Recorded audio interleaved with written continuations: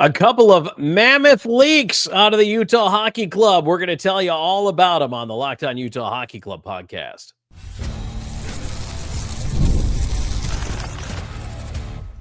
You are Locked On Utah Hockey Club, your daily podcast on the Utah Hockey Club, part of the Locked On Podcast Network, your team every day. Hello, everyone, and welcome into the Locked On Utah Hockey Club podcast. I'm veteran NHL voice Tom Callahan, joined by longtime team analyst Robyn Leaño, and together we are the dynamic duo that brings you the Locked On Utah Hockey Club podcast each and every single day. Thanks for making us your first listen when it comes to the UHC. Want to get into not one, but I guess a couple of mammoth leaks coming out today, one by design, one not so much by design. And want to let you know today's episode brought to you by the Amazon Fire TV Stick 4K. Turn any TV into your Xbox, no console needed. Head to amazon.com/Fire TV Locked On to learn more. Robyn, I am pretty sure it was calculated that we would see some Delta Center expansion plans, and there's also some news that came out about a land purchase of the Salt Palace. We'll talk about that a little later on. However, there was a leak of a different kind, and indeed it was a mammoth leak. Do we now know the Utah Hockey Club's new name? Ooh, it very much seems like we do, Tom. It's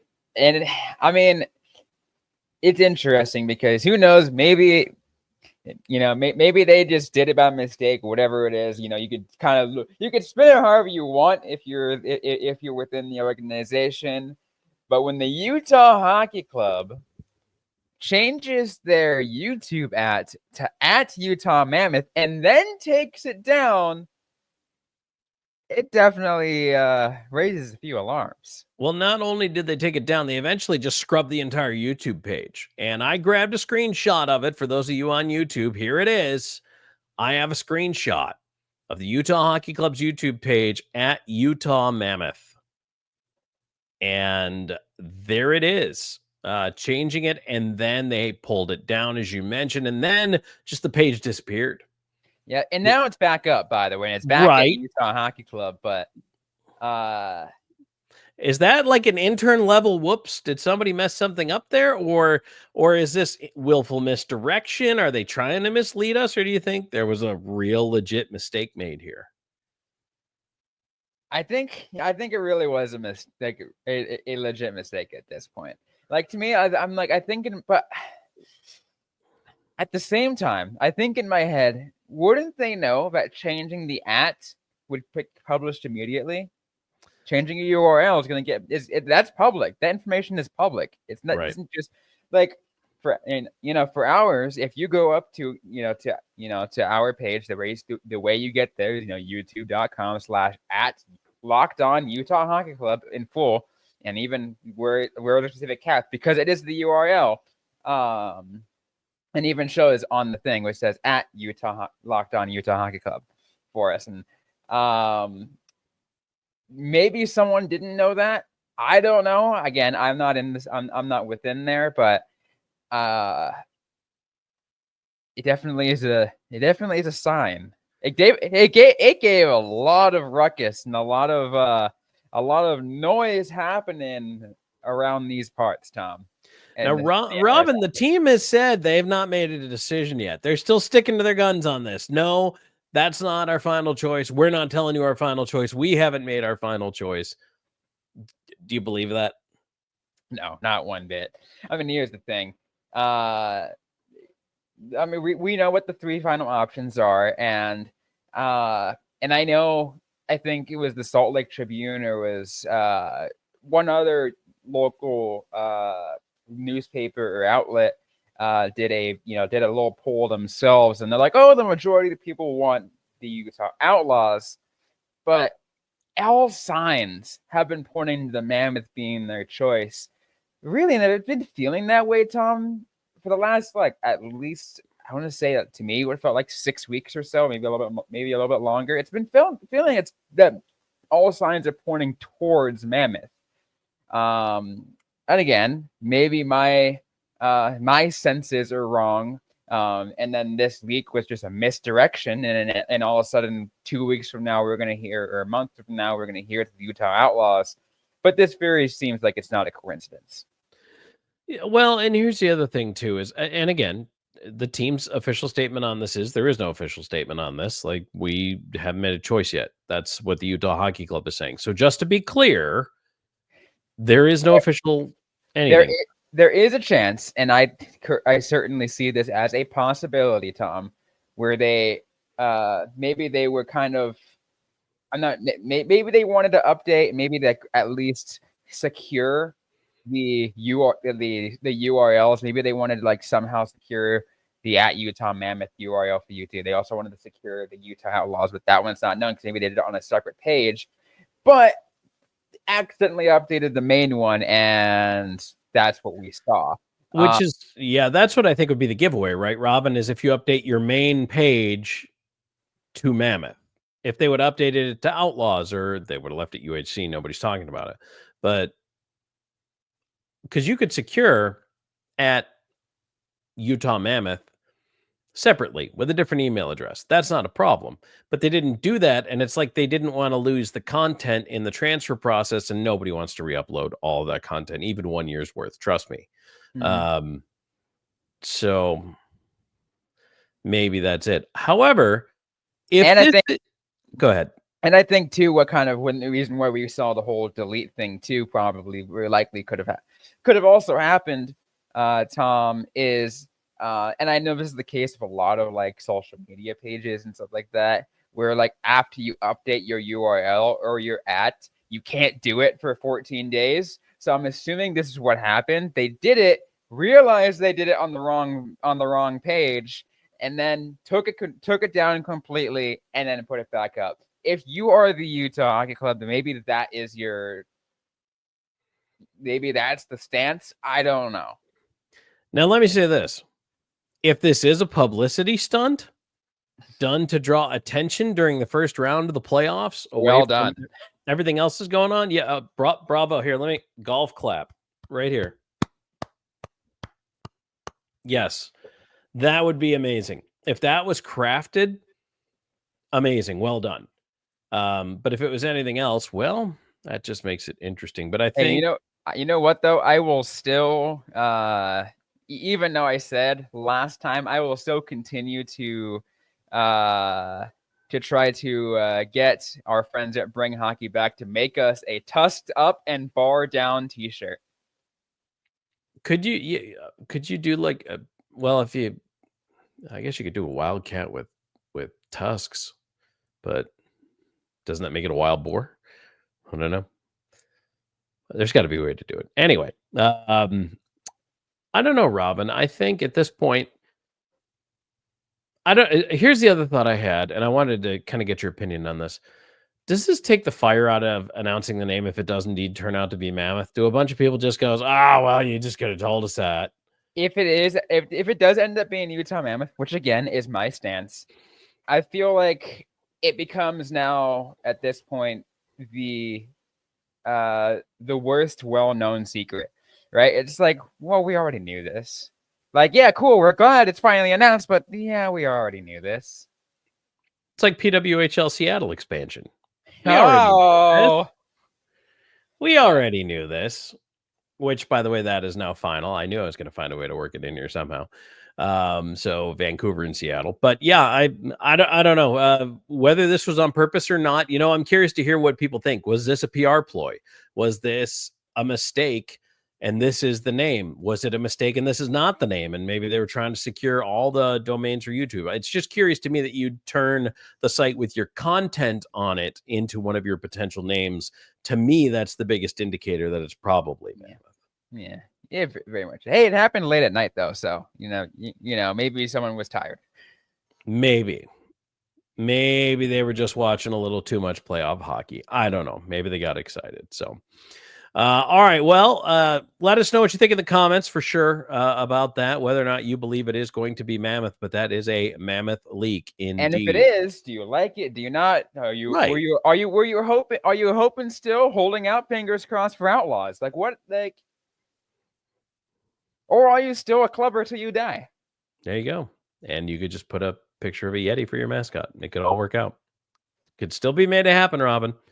I'll tell you what, we've got some other things we want to get to. Speaking of Mammoth leaks, Delta Center plans have been leaked. Also, it comes out that there has been some Salt Palace land purchased by the Smith Group. We're going to talk about that. But yet another Utah Hockey Club member is heading over to play for Team USA at the Worlds. We're going to talk about that next.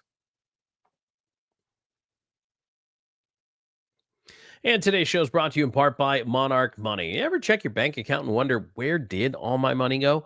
Between dining out, online shopping, and entertainment, it is pretty easy to lose track. So that's where Monarch Money comes in. They're your personal CFO, giving you full visibility and control over your finances. Monarch Money isn't just a budgeting app. It's a complete financial command center. You can track all your accounts, your investments, and your spending in one place. So you stop just managing your money and you start actually building wealth.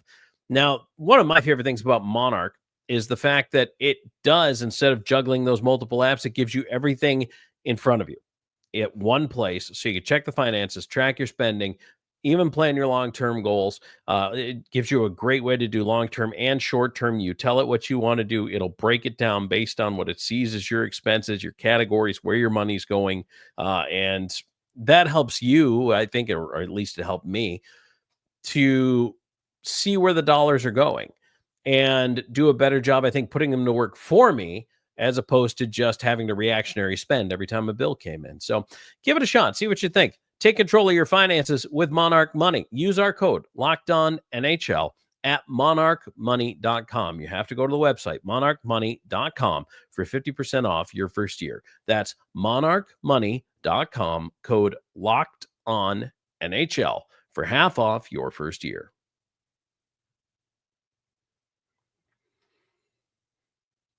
All right, Tom Callahan, Robyn Leaño back here with you in the Locked On Utah Hockey Club podcast. If you like what you hear so far, please subscribe. We appreciate that. If you are a new subscriber, thanks for joining us. And if you're one of our long timers and our everydayers, thank you so much for your continued support of the show.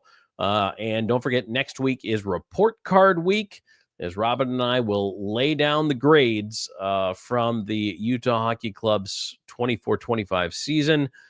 But Robyn, right now, one of the youngsters, the whippersnappers from this Utah Hockey Club, yet another player heading over to play for Team USA. Can I just tell you, this came as a little bit of a shock to me, because it did come so late to see Josh Doan has been announced to go over now and play for Team USA. It really was a little bit of a shocker, I think, mainly because we all thought the roster was already kind of set in stone. Things were going on. But it's nice to see that, right? Josh Doan. I mean, I think a lot of us, who are fans of this podcast, everydayers of this podcast, you're probably all Josh Doan fans. Maybe you're a long-time Arizona Coyotes fan and you just love, seeing some more Arizona representation in there, because that's always, I'll be honest, is a nice thing to see. But also, again, it's now that adds to the continued list of Utah players to be representing their countries in a tournament, and that brings us to 4 in just one of just one country, and then the other 2 kind of spread out, among Germany and Czech. But so, if you weren't already rooting for Team USA, and then you're a Utah fan, and you had 3 and now 4 guys on the team. Holy cow. This is, it's basically Utah way, way, way east at this point as they go to Europe for the Worlds. But that's exciting, right? Look, if you are a fan of the Utah Hockey Club, to now know you have 4 players on Team USA and 6 who were selected to go to the Worlds. And here's the thing, it's just because you're selected doesn't mean you go. Some guys are tired or injured and decide not to go. But the fact that the Utah Hockey Club has 6 different players representing them at the World Championships, I think bodes so well for the future of this team. It really does. It kind of just shows that, it kind of it becomes a testament to something that we already knew. We've been talking about, Tom, in the talent of this team. It wasn't talked about, but it's been significant. a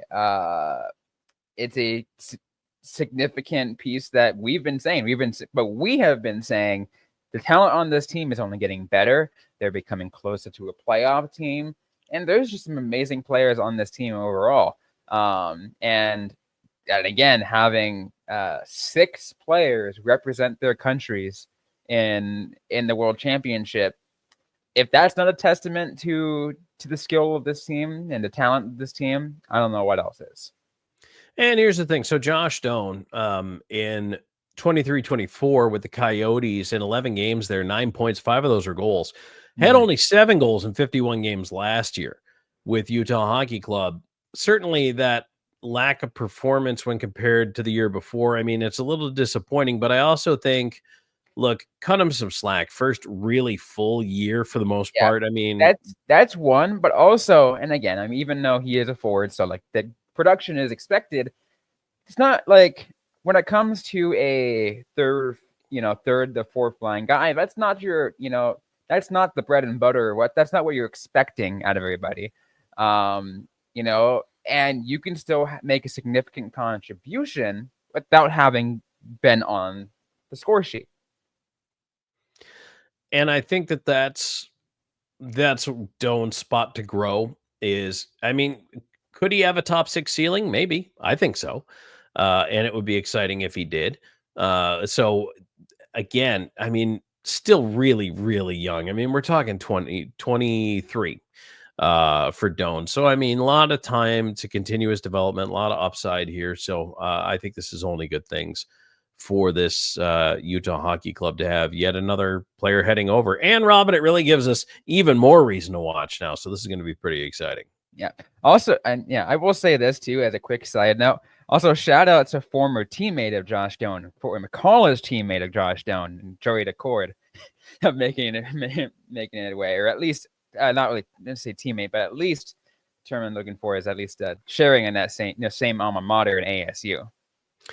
And well, yeah, and now you're going to have, they'll say they were teammates at one point. DeCord really had an outstanding season with Seattle, took the starting job away, and just did a great job with it. Unfortunately, Seattle, though, not into the playoffs. They're one of the teams in the coaching search now. So holy cow, it's going to be a crazy offseason. That's why we have to keep doing this show, Robyn, every single day, because things happen. Like since the Utah Hockey Club season has ended, we have not calmed down at all. Look at the show today. It is packed. I know, right? And you know what? I love it. I mean, yeah, there might be, periods where things where a news cycle does slow down, but that doesn't mean content from this show will slow down.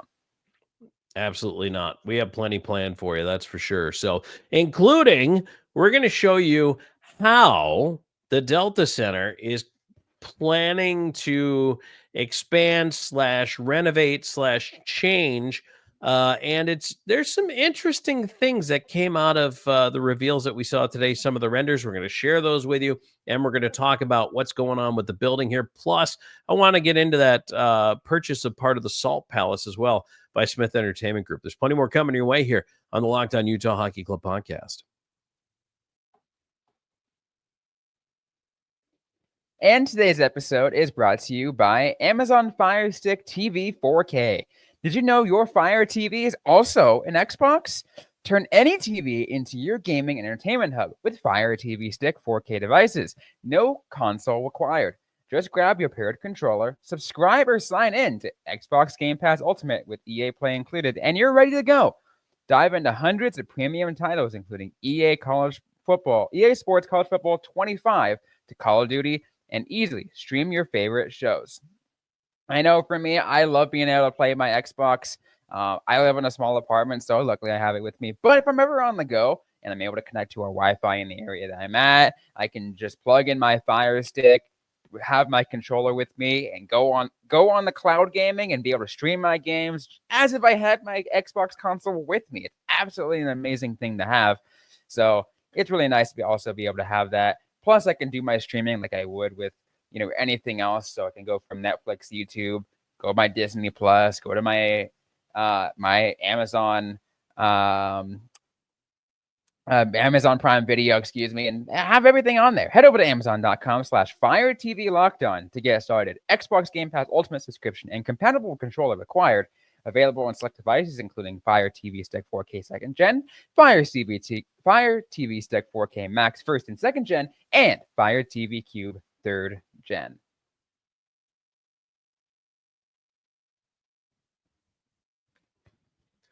All right, back here in the Locked On Utah Hockey Club podcast, Tom Callahan, Robyn Leaño, and we have more news coming out of Utah Hockey Club land. And Robyn, part of the news starts with Ryan Smith and the Salt Lake County sale of a chunk of the Salt Palace Convention Center to SEG. And this is the unanimous approval of the sale of 12 parcels of land that include Salt Palace's largest exhibit hall, along with a smaller exhibit hall and a connected parking garage, for nearly $55,433,000. So it's it's almost 195,000 square feet. There we go. About 20% of the convention center's total capacity. And the land beneath those structures spans about 6.5 acres. SEG is not supposed to take possession of this land until February 2027, according to Salt Lake County Mayor Jenny Wilson. So, want to make sure that everybody is up to speed on that. But basically, the council determined that the property sale was a necessary condition for the Delta Center's improvement, according to the resolution that was passed, because additional events at the overhauled center are projected to increase the value of its taxable sales to more than $400 million annually by 2034. Yeah. Robyn, what else is coming towards 2034? Oh, got the Olympics coming. Just in time. So I think we're clearing the path here, and I think we're going to see SEG is going to have a very, very big impact on Winter Olympics. And I think this downtown revitalization project is going to do so many good things. It really is. It is. And it was interesting. One of the quotes that was in there from the Utah side talked about how it might not be the easiest thing in the world to get from the convention center to the Delta Center. And it was kind of, I thought it was actually kind of a humorous comparison, but I mean, why can't your crowd be both? They're talking about, well, if people know how to get to the symphony, do they know how to get beyond the symphony to get to the arena to see the Jazz or to see, Utah Hockey Club? And I thought, oh, that's kind of an interesting pairing. But then again, I think about it, and especially, the fan base is national, and even my own, personal preferences. I used to go see the Nashville Symphony Orchestra, and I would sure go see a hockey game. So I don't see why this wouldn't make sense as far as the building and the renovation. And again, there is a big eye also turned towards that Winter Olympics. There is, because there's so many different things that can be happening.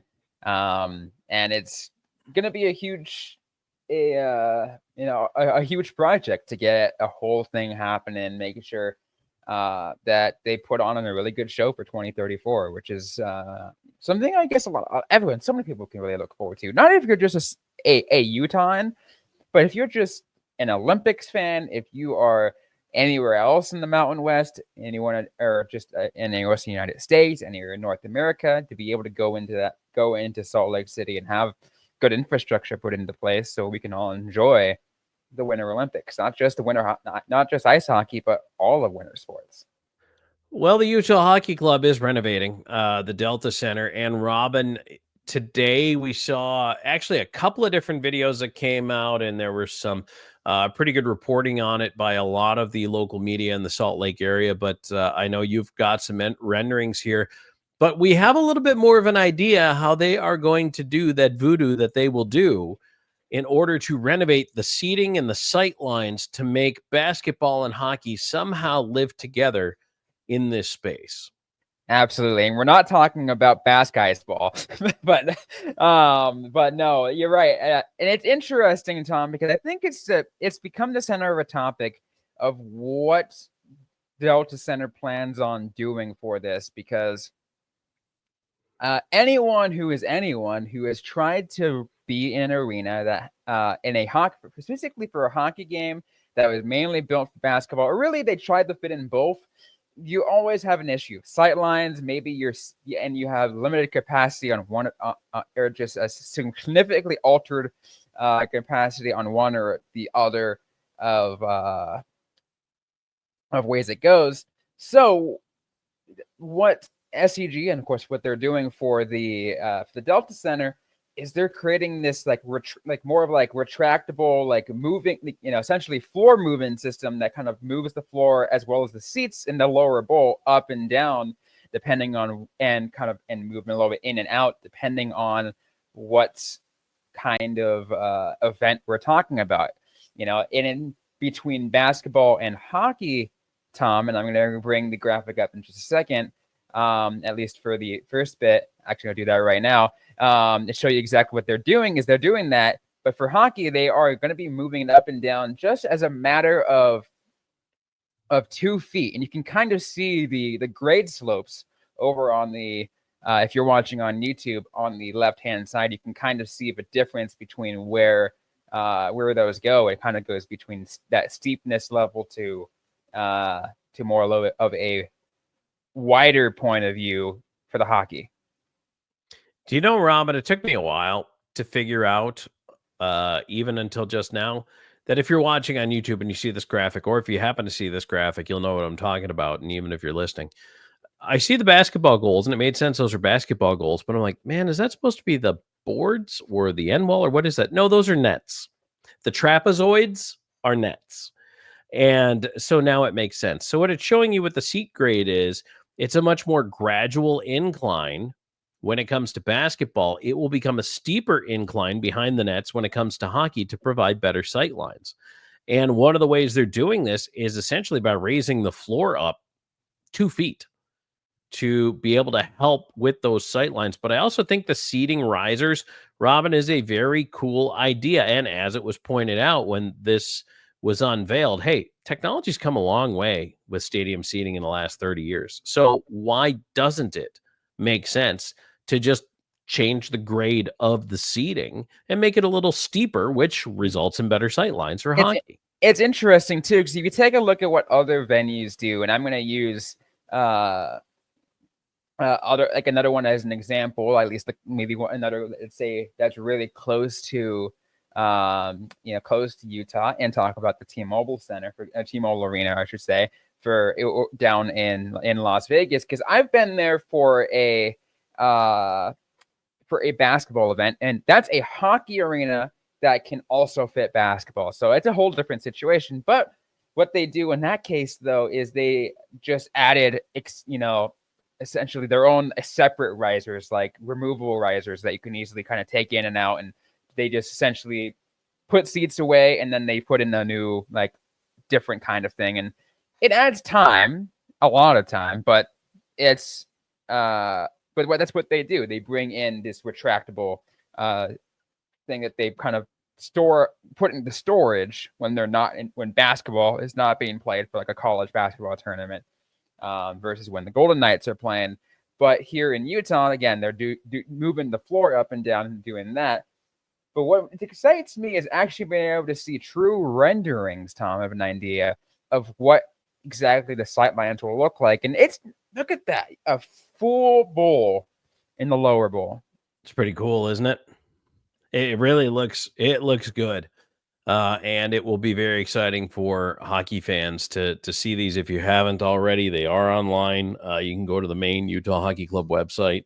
But yeah, picking up the floor 2 feet, and then having the the ability to make it a steeper grade in the lower bowl, and also at the same time, because you're lifting it, it improves the sight lines for the upper bowl, where you're going to have many more people able to see the full sheet of ice, which is also great. And it's what you want. You want as many people to be able to take in the sheet as possible. Robyn, I really think that, number one, this is technological marvel that they can do this. But number two, it's going to be awesome once it's done. Oh, absolutely. And here's the interesting thing. I will add this. Tom, take a look on the bottom, and on both the ones I shared. See, take a look at this one I have up here, and then the one here on the bottom left-hand corner it has something very specific what it says. It says renderings for 2025-26 season. So what we're seeing is these are just showing the updates, what they're doing with the lower bowl. And it does not include what they're going to be doing eventually with the upper bowl, with those. And I mean, that's a project on its own, but we're just seeing just phase 1. And they're already doing that, and it already looks amazing, and it's already going to have a significant improvement. From my understanding, it says, I think at the end of the day, what we're going to see for capacity is 17,000 for hockey and 19,000 for basketball. Wow, that's going to be amazing. And for those of you wondering why they're not doing the upper bowl first, all I can say is, hey, man, you got to follow the money. More expensive seats are down low. You want to fix those first. It's just how it goes. Yeah, it's always how it is. It's not like there's not demand for them. It's not like they won't sell them. So you might as well. They will certainly sell them. Yes, you might as well. All right, Robyn, anything else you want to add in for today's show? No, I feel like it's we had a really good conversation, and I just gotta say, hey, fans out there, if you find yourself at Delta Center next year, first and foremost, let us know what you think of the sidelines if you're in the lower bowl. But also, on the whole nother thing, let us know what you think of the whole naming situation. Will we actually see Utah Mammoth as the leak suggested? Or, again, as I mentioned earlier, are you still holding out hope for the Outlaws? Or will you be a clever till you die? Let us know. Oh, man, we'll find out. All right. So, Robyn, I think folks are going to have a lot to say about this. I really do. I think there's going to be a lot of discussion on the name. There's going to be a lot of discussion on the Worlds. There's going to be a lot of discussion on Delta Center, what you think of the plans. Let us know in the comments. If not, if you want to reach out to us on social, Robyn, how can they find the show? You find us ever on social. We are still on Twitter at LO_NHL Utah. And on Blue Sky at Locked On Utah Hockey. I am on Twitter at Robyn_Leaño and on Blue Sky at Robyn Ice Time. And you can find me on Blue Sky 99% of the time at Tom Talks and over on Twitter at Callahan on Air.